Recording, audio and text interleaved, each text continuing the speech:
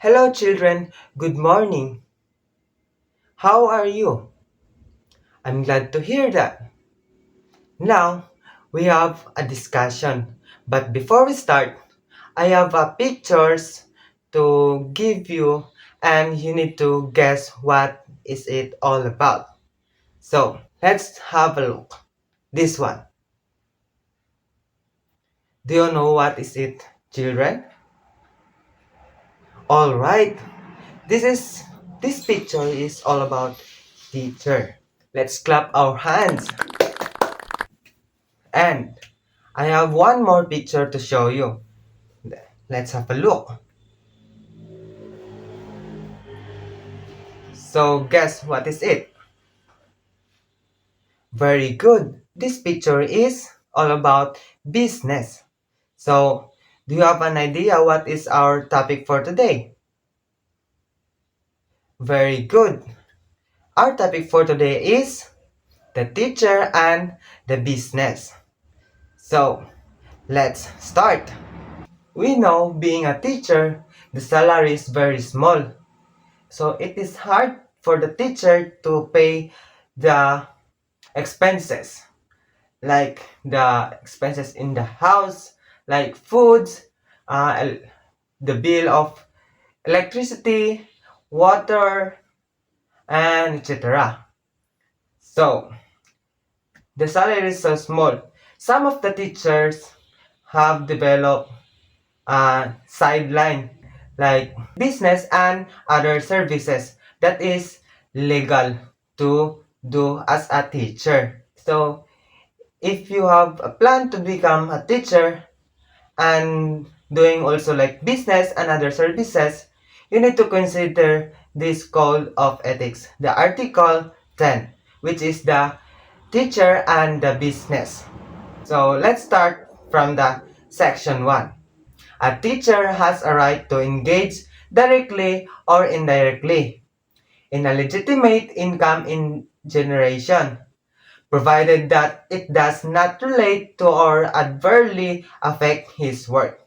So, as a teacher, if you have a sideline or business or other services, you are you have a right, but you need to consider your primary work as a teacher.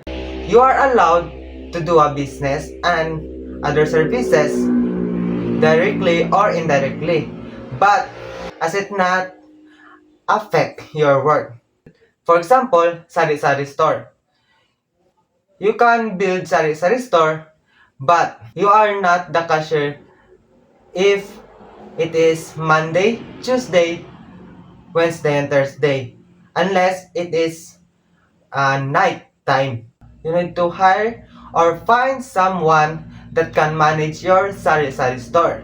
So that is section 1. Section 2. Our teacher shall maintain a good reputation with respect to financial matters such as in the settlement of his just debts, loans, and other financial affairs. So when we say good reputation, it is how the people respect you for who you are. It says here is settlement of his or her debts, loans, and other financial affairs. So, since you are professional, people around you will expect that you have no loans, debts, or other financial affairs. Being a teacher is important that you have a good reputation from the people around you.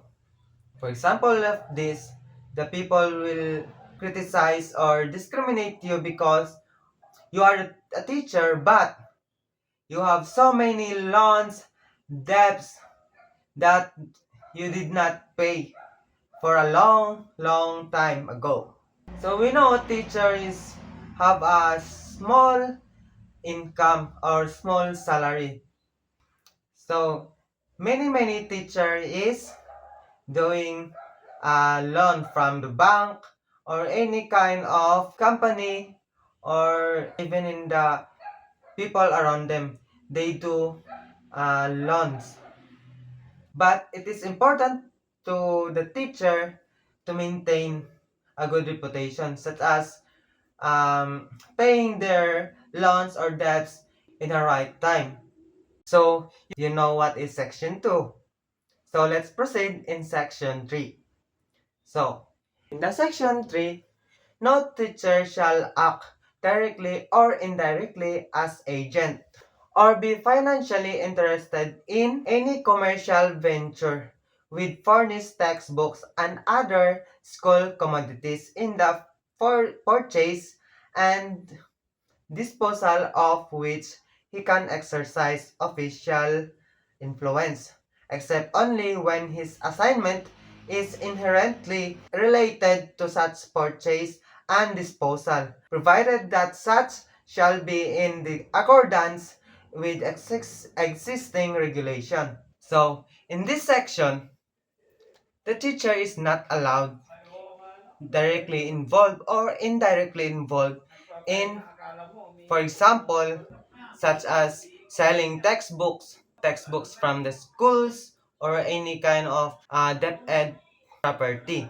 For the further information about this Article 10 is the propensity of public school teachers to borrow is 50% higher compared to other employees of government, such as the police and nurses.